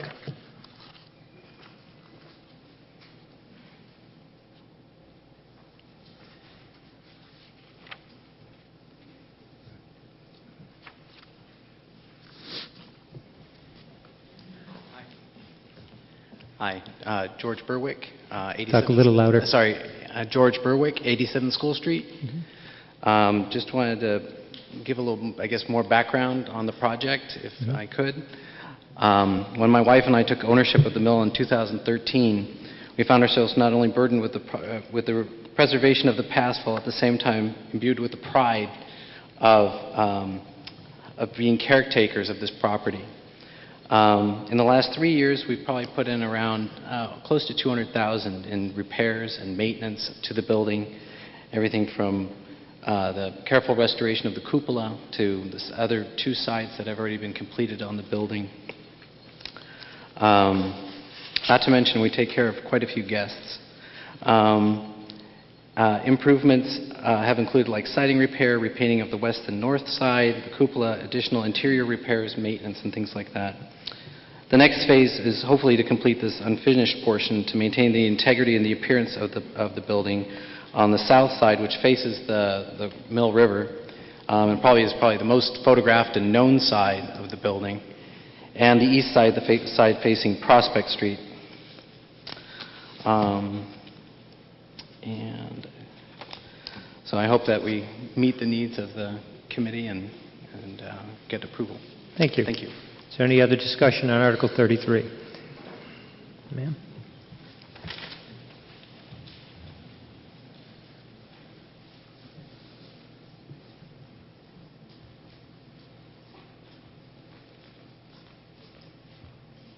Melody Edwards, School Street. I've lived next to the mill for 11 years, watching it transform from an abandoned building to a destination property. The owners, Angela and George, are very community-minded. They often donate time, space, and supplies to support local community events. They even worked with me a couple years ago to open a community coffee shop. They're constantly investing in the building, as George said. The mill's a special place. Many people in town have used it for events and meetings. People from all over, really all over, are constantly stopping to enjoy the waterfall and take pictures. The exterior of the building is a town landmark, and I believe it should be maintained as one. Thank you. Thank you. Any other discussion? All those in favor? Mike? Okay, Mike. My question is, we're asking the community to basically invest $82,000 to help preserve, rehab, or whatever, the old mill. And I certainly understand that and sympathize with it. I guess the question I have is, does this allow the town or provide the town with any kind of interest in this real estate going forward? Question, if we invest $82,000 in a building and with all due respect to the Berwicks, they turn around and somehow it's just not working for them and they end up selling it, the value of that building is increased obviously by $82,000 at least, and they're basically going to enjoy what the town has invested in that building. So do we have any rights as a result of contributing this from our community preservation funds, basically from our taxes, to this building? Bob's right behind you. So I think what's before us tonight is whether or not we want to invest money today in the preservation and restoration of this building as a landmark in town. I appreciate Mike's question regarding if the Burwells sell the property, do we get something back? Well, the building is still preserved and restored, so that I think what we need to be thinking about is whether or not it's important enough to us as a community to participate and contribute to the restoration and preservation of this particular building, which I can have George Astley or others speak to its historical significance in town. So if the property is sold, the important point for myself and the Community Preservation Committee, I believe in this warrant, I think I'm speaking on behalf of the rest of the committee members, is that this grant comes with a requirement that there be a historic preservation agreement signed and executed at the county courthouse or at the county land record hall for this particular building, so that there's now a historic preservation restriction on the property going forward, so that any subsequent owner cannot make changes to what we have invested in on that south and west facing sides of the building. So that's our insurance, if you will, for when the property perhaps changes hands in the future and it remains and continues to be a landmark in town. Thank you, Bob. Any other discussion? All those in favor signify by saying aye. Aye. Any opposed, nay. Motion carries. Mr. Moderator. Mr. Moriarty. I move we take up Article number 34. Go ahead. You good? Go ahead. I'm good. All right. I move that the town vote to appropriate by transfer from the Community Preservation Historic Resources Reserve account the sum of $2,000 to support a feasibility study to preserve, rehabilitate, and restore the Smith Charities Building, 51 Main Street, Northampton, Mass. Said funds are to be expended under the direction of the Community Preservation Committee. Is there any discussion? All those in favor signify by saying aye. Aye. Any opposed, nay. Motion carries. Sorry about that. Mr. Jaworski. Take up Article 35. Second. Go ahead. I move that the town vote to appropriate by transfer from the Community Preservation Budgeted Reserve Account a sum of $10,000 to support a project to preserve, rehabilitate, and restore the Hampshire County Courthouse, 99 Main Street, Northampton, Mass. Said funds are to be expended under the direction of the Community Preservation Committee. You've heard Article 35. Is there any discussion? Ed? Ed Lesko, 136 Main Street. Two questions. One is, do we have the legal right to use our Hatfield funds for something in Northampton? And then the second question I have is the representative of the Council of Governments here to let us know what's going on with the government there, because I do know that the director had gotten a bonus this year of $10,000 to $15,000 extra. So if they've got enough money for bonuses, how can we support that and the repairs? Bob?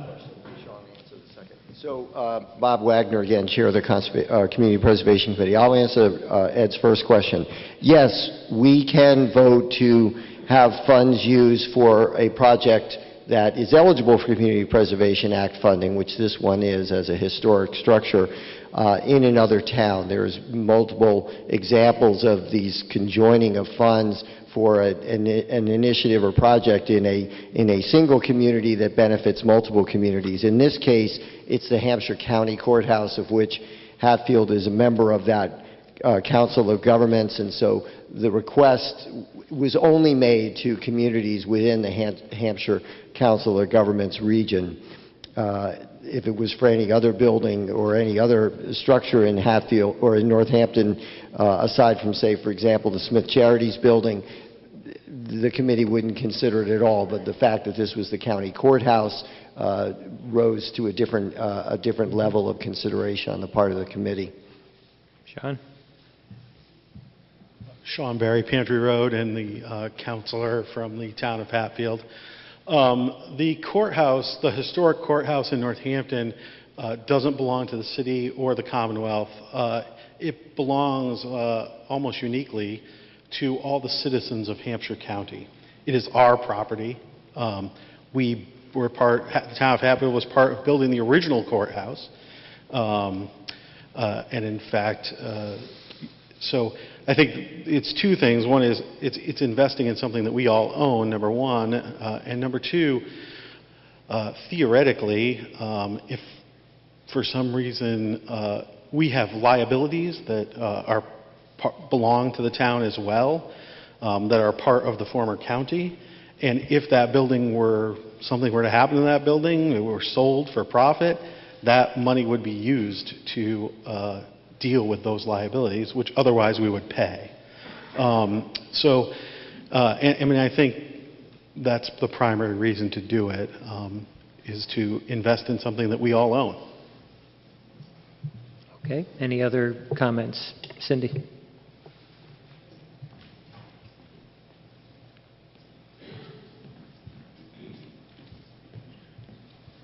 Cindy Doty, 147 Main Street. I was just kind of concerned with this one because I've been watching the other towns in the area. Most of the towns that are in Hampshire County have been voting on this. And I believe so far Belchertown has rejected it, South Hadley. I think the Hadley Select Board took a stand and said that they felt that when their town voted for CPA funding to tax, and the extra, well, it can be up to 3% like Hatfield has, that the people that voted for it were expecting that that money would stay in their community. The East Hampton mayor just came out against it and said the same thing about East Hampton, and Northampton hasn't decided whether they're going to donate or not yet. I think the only one that has voted yes so far is Goshen. That's what, as of 2 days ago. Okay. And maybe Sean can speak on that. Northampton voted for $100,000 last year, and another $100,000 this year, is my understanding, is on the table. So they've contributed. I'm not aware what the mayor of East Hampton is thinking about it, honestly, but I know that there is a request before CPA in East Hampton that the CPA committee recommended a dollar amount as well. So I think it's I'm not sure that what other towns decide to do, for whatever reasons they decide to do it, should necessarily be the determining factor in what we decide to do here. Okay. Cindy?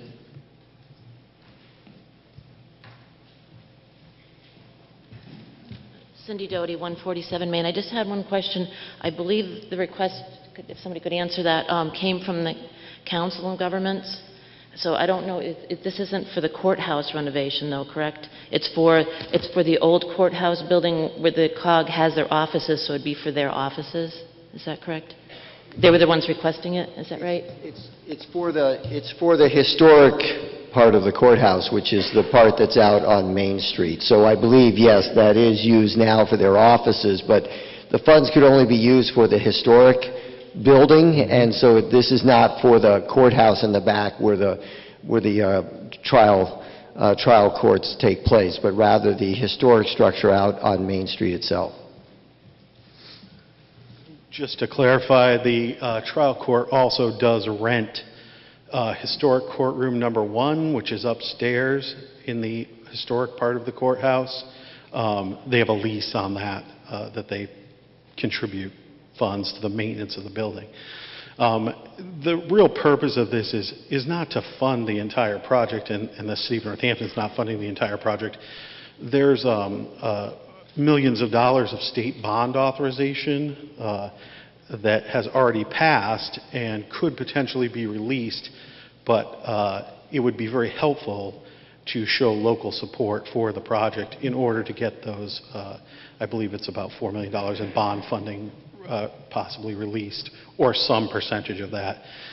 If that money doesn't come forward, then there probably will be no project, and we would not expend the money to do it anyway. So.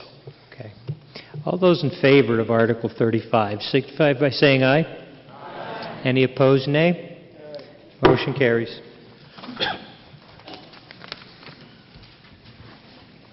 Mr. Moderator. Mr. Moriarty. I move we take up Article number 36. Go ahead. I move that the town vote to authorize revolving funds for certain town departments under Massachusetts General Laws, Chapter 44, subsection 53E1/2, for the fiscal year beginning July 1st, 2017, as printed in the May 9th, 2017 annual town meeting warrant, which means I'm not reading all of those. You've heard the motion in Article 36. Is there any discussion? All those in favor signify by saying aye. Aye. Any opposed, nay? Motion carries. Mr. Moderator. Mr. Jaworski. I move we take up Article 37. Second. Go ahead. I move that the town vote to appropriate the sum of $9,727,276 for, inconsistent with the separate purposes and separate line items set forth in the version of the fiscal Y 2018 budget prepared by the Finance Committee, approved April 25th, 2017, and amended May 3rd, 2017, on file with the town clerk, and to meet said appropriations as follows.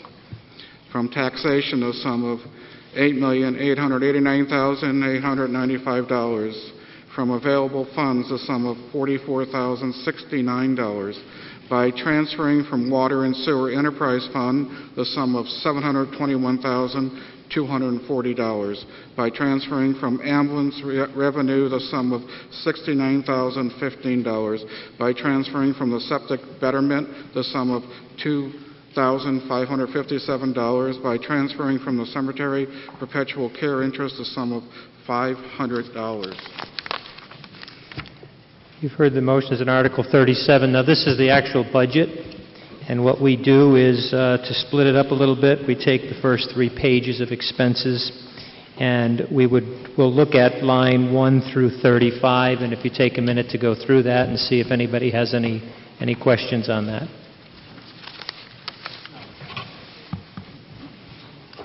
In the back, yep.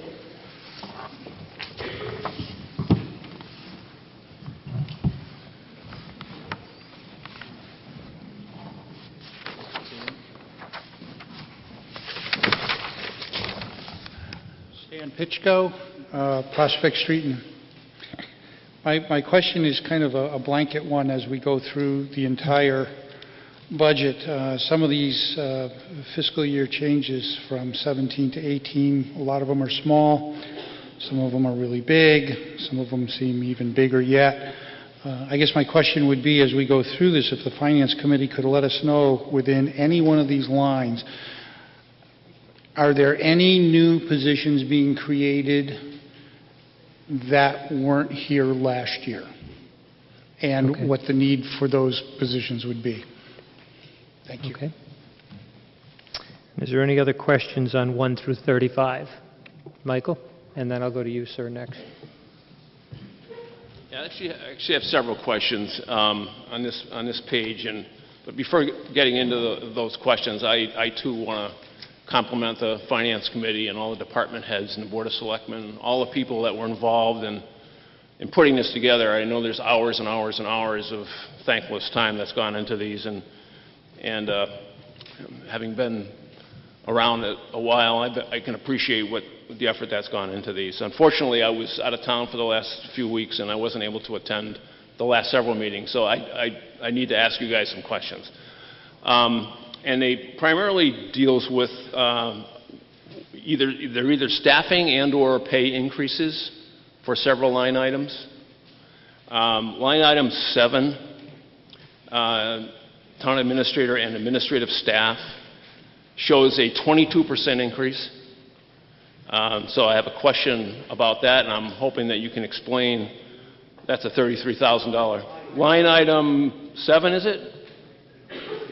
Pardon? 3? Well, I don't know. Maybe it's 3 on your report. I've got something I printed out. So it's the line item town administrator and administrative staff. So if it's 3 on everyone else's, okay. If you could explain that one. The treasurer's increase of almost $6,000 is an 11% increase. If you could explain that one. And the town clerk's increase is 7.5%.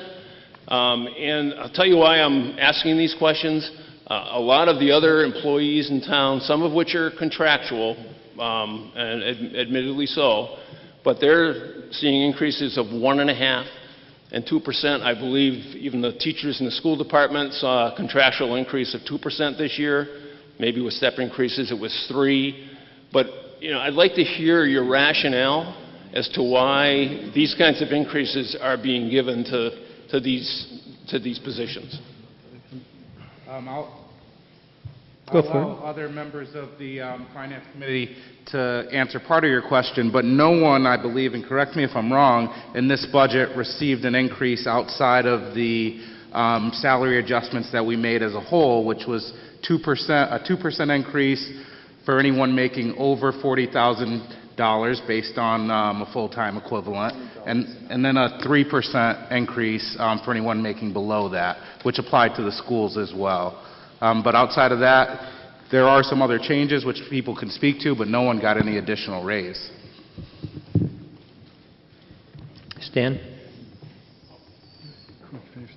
Yeah, can we finish answering this question? Oh, yes, please do. Sorry about Stan. They're going to finish a little bit of what they're doing, but you can come along.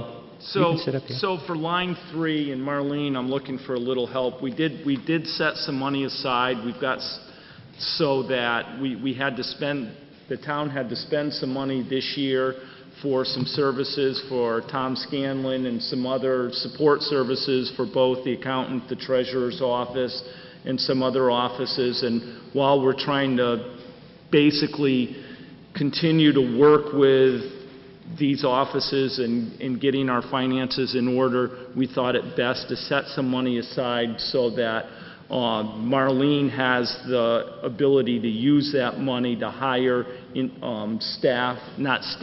hire consultants, temporary people to come in and help, as we've done in the past year. Is that stated correctly, Marlene? Well, and also, I guess another way to describe it would, the town's finances, as most people know, we've been catching up over the last couple of years, and we have a significant amount of work still to do in order to get our free cash released come this fall. So instead of creating permanent positions, which we were hearing from the different departments that they actually need that help potentially on an ongoing basis, we decided actually to put some money in the budget so that a study could be done where someone comes in and actually evaluates those offices and how they're working and actually tells us if they legitimately need additional people. And in the short term, we put some of that money in for temporary help to maybe do some clerical duties so that some department heads can actually get this work caught up. And so we did that to be prudent rather than actually create positions that are going to go on and on until we get a better sense of what's happening. Go ahead. Yep. The line item treasurer. Okay, I was referring to town administrator and administrative Okay, staff. well, all right, so are you gonna get down to the other line items? I mean, there are specific line items that deal, I think, with positions and not positions and other staff, but I could be wrong. Well, Okay, but you're showing an 11% increase in the treasurer's if you go down line to item. the line below it, though, there's almost an equivalent decrease. It's because we moved it from expense to professional services. Right. So It's going from expense. No. There's no pay increase in this budget outside of the 2% and 3%. No increased hours, no pay increase. All right, so treasurer now means treasurer and treasurer staff. Well, it always did. Last year, we had an issue. We had an issue in a prior year where we were paying for professional services out of the expense line, out of the salary line, and it really should come out of expense. Yeah. So it's just It been should be in moved. the expense line for the treasurer, which is where it is now, and that's why there's a reduction on the other. Right. So for the last question you had was on the town clerk? Yes. So that increase is, Lydia, correct me, it increases more hours in that office. It's so that she can be staffed on Wednesday. So Lydia and her assistant will be in here for another day of the week to provide services for the town.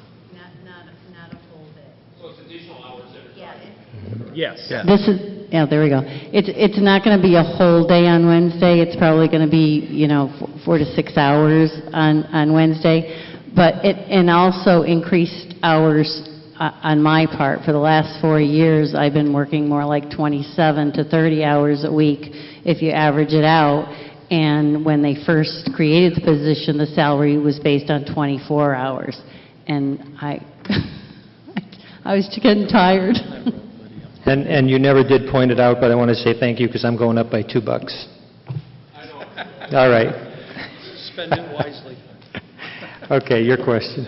So again, just, I've been waiting, it's probably redundant, but just for my own edification, there's no new positions being created. It's ancillary money and discretionary funds for some services to kind of help them get their job done, but no new positions. Correct. Yes. Thank you. I would. Ed? Ed Lesko, 136 Main Street. I don't like to listen to everybody that's elected that says, hours, hours, hours. I spend many hours. Well, all of us spend many, many hours with no pay, a lot of us. And to say that you want to work extra hours and get extra money is totally wrong for an elected official. Elected officials are there to serve the public. It doesn't matter what the pay salary is. It's established by town meeting, what it is right now. So if you work 10 hours or 100 hours, you get the same pay. So if you're looking for an increase of X amount of dollars, then that's one thing, and that's what it sounds like here. But right now, whatever the amount was or is, that's what it should be. Then the selectmen or finance committee ought to look at how much we're paying all the elected officials, and it might be worthwhile to go back to an article that was brought up a few years ago, that we hire people to do their position and do away with the elected positions.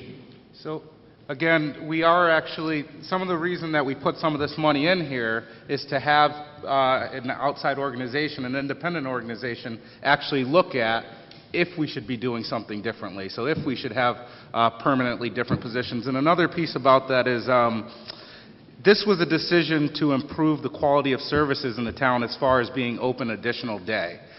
So it wasn't about Lydia, feeling like she needed more hours to work. We as a finance committee decided that we want the office to be open an additional day since they requested that, and that's why we're doing it.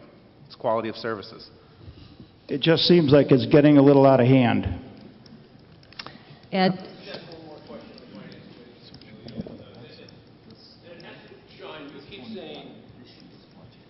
Sean, Sean Robinson, you keep alluding to some sort of effort or additional resources being brought into the town hall to do some sort of study that would ultimately result in a recommendation as to perhaps modify our systems and the people involved. Where is the money to pay for that in this budget? So let me clarify. The money to pay for the study is actually out of this year's budget, the current budget. The money in here is to pay for the temporary positions that our departments are telling us we need, but we weren't ready to commit to those positions on a permanent basis until we get the results of the study.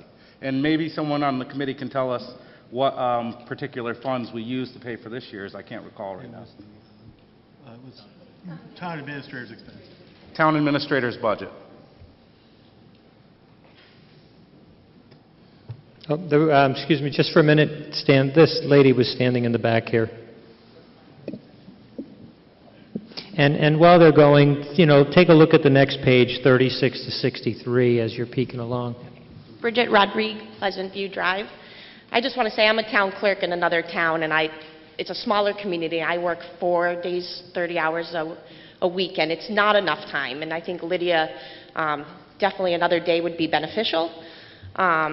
There's a lot that has come down onto the clerks for record access officers and updating things, and in the past, 24 hours might have gotten her through it, but today, with everything that's required, there's a lot more time needed. Thank you. Anybody else?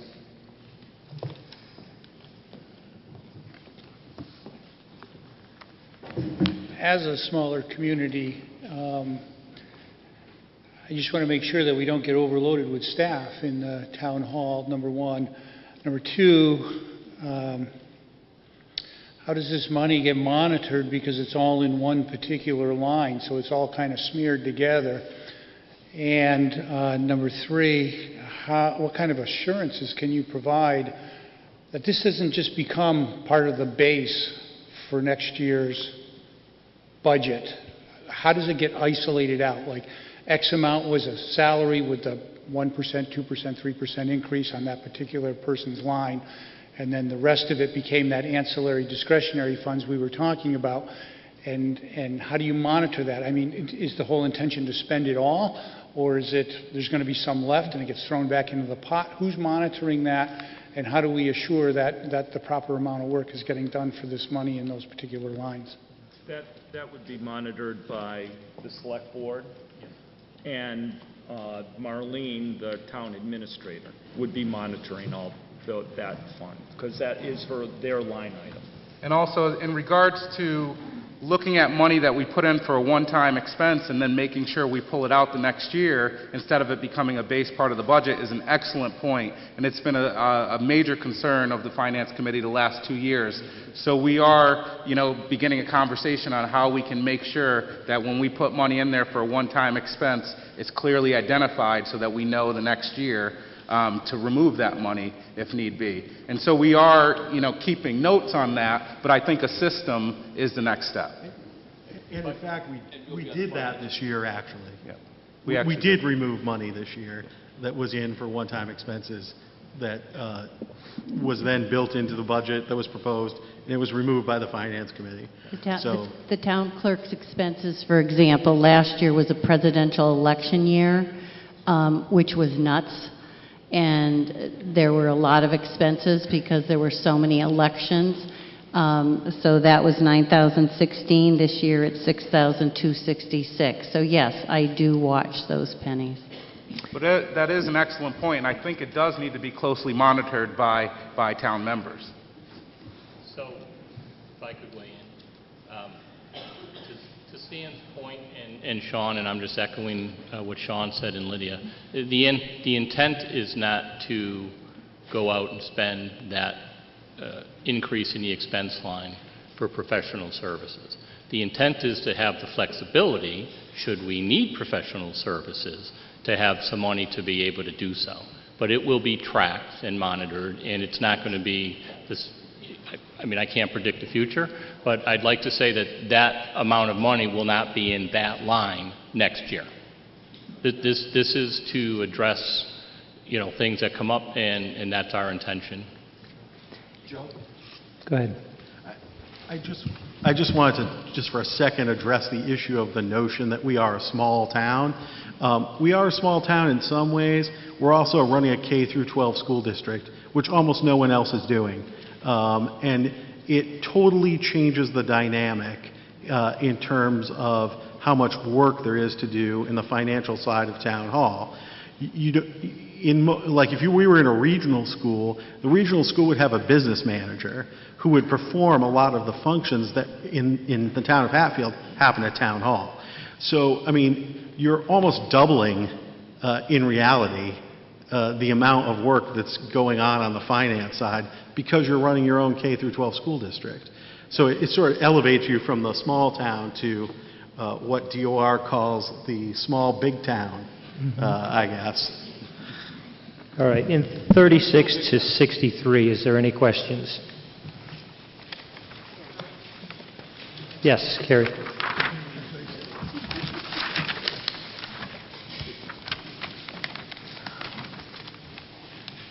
Carrie Flaherty, Primrose Path. I just have a question for line 58 and 59, which falls for the Board of Health, which, for those that don't know, I am the chair of. We had requested, and we're not able to get, which is understandable, an increase for our health agent this year.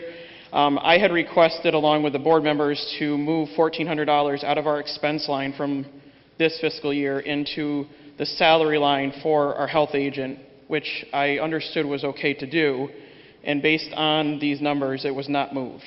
So I'm wondering why, in the end, I understand the rest of the money couldn't be funded, but I'm asking why the $1,400 wasn't moved. We're currently in a little bit of a situation that I don't have money left for this fiscal year to pay for our health agent, and we have lots of hours to cover. So I'm just hoping that that $1,400 could be moved. Yep. Based on these numbers, it's not. My budget, my expense, our expense line is still showing $6,350, which was the same as fiscal 17. So that $1,400 didn't get moved. It's probably just a clerical error or whatever, which is fine. I just want to make sure it can be done, and I don't want to be stuck not having the money next year. You have what? I have. Let her just see the paper you have here. I've got 490. We could just transfer it at the end of next year if we don't spend it. So this is last year. This is what I asked for this year. Transfer it to the salary. Yeah, at the end of the year, we could just move it. No, you read it right. So, yeah, I see it. It's right. Yeah. Yeah. Oh, yeah, okay. Yeah. So we could. Okay, Carrie. Or at the end of the year, we could transfer it. If they're willing to fix that, that'll just require a quick motion, because it's a revenue neutral number. But we have two options, I think. We could fix it right now, but if you didn't spend it in your, presumably you wouldn't spend that money till the end of the year next year anyway, the $1,400. So if it was in your expense line, if you just left it in your expense line at the end of the year, we could just do it as a transfer at the end of the year. Whichever is, honestly, whichever is easiest for you, because currently I have money left in the expense line, and I'm going to have to transfer it to cover salary now. That's pretty easy to do, I think. Yeah, so leave it the way it is. So if we leave it the way it is, we're fine. I just want to make sure it can be used at the end of next year if it has to be. Yeah. Carrie, you're on camera. They got it. We apologize. It's fine. All right, thank you. No, it's fine. Okay, so on 64 to 93. Michael? Have the right line item number. I think it's 65, recreation. You cut their budget from 3810 to nothing, and we just increased the recreation commission from what, 3 to 7? 3 to 5 members. So if you guys could share a little background on that, and I don't know if they've got a revolving fund that's got $100,000 in it or whatever, but Well, no, now we have 5 people do it for free instead of 3. The reason for that, Mike, is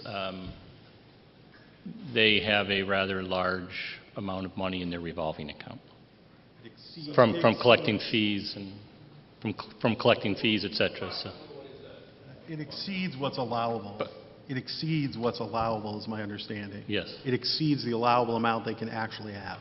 So what do they do with the excess? Do they turn it back to the town or what? No, Well- they could spend it.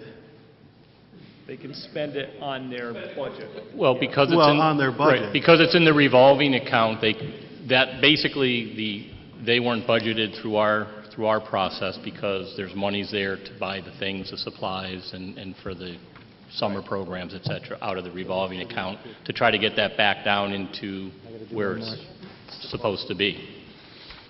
It was no reflection on the rec committee directly. And we've had this conversation with them. No one noticed it. Right. Okay. On 94 to 116 would be the end of the budget.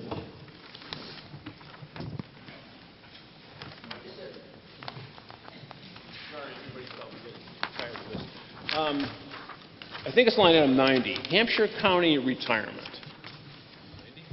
I think we're showing a $75,000 increase in that line item. Can someone explain the rationale for that, number one? And number two, could someone give us some background on where we stand, and are we taking any action on the auditor's ongoing report that we have this major unfunded liability in this community that we should be putting money aside towards each year? So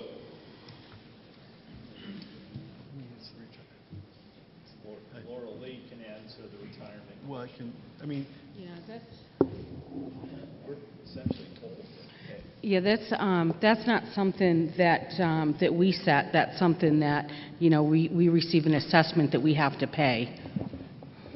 so we never asked them any questions as to why? Sure, I can explain it. Sure. It's based on the number of retired employees you have, the number of employees you have currently, the salaries of the employees you have currently, and the performance of the retirement investment fund, mostly in stocks and bonds. And it's a number that's arrived at by an actuary who determines there's a date certain by which the pension system is supposed to be fully funded, and the amount is arrived at by determining how much money you have to contribute in order to arrive at that date with the appropriate amount of money, and that changes all the time based on the factors that I just mentioned. Okay, this is defined benefit plan? Yes. And how about the unfunded liability that the auditors have talked about for the last 3 years? I think we're talking about different things. There's unfunded liability in the pension system itself, but that's part of what we're paying for. We're paying to eventually fund The so-called unfunded liability. Okay. So we've been through the budget, and I want to know, let's go to a vote. All those in favor? I did 94 to 116, but he still had a question. Does anybody have a question on 94 to 116? Okay. All those in favor signify by saying aye. Aye. Any opposed, nay. Budget passes. Yep. Last one. Mr. Moderator, Mr. Moriarty. I move we take up Article 38. I Article move that the town vote to hear any and all reports which have to do with the welfare of the town. I'd just like to take a second at this moment, too, to just ask for a moment of silence. We still have a lot of people serving in foreign lands and hope they return safely. For our aging and since past veterans, it gave so much. We've been losing so many World War II veterans, and now we're getting up to the Vietnam veterans. We're all here safely today because of their commitment and sacrifice. And let's not forget to thank all of our public safety members for their sacrifice and willingness to protect us. So if we can just take a moment to honor them.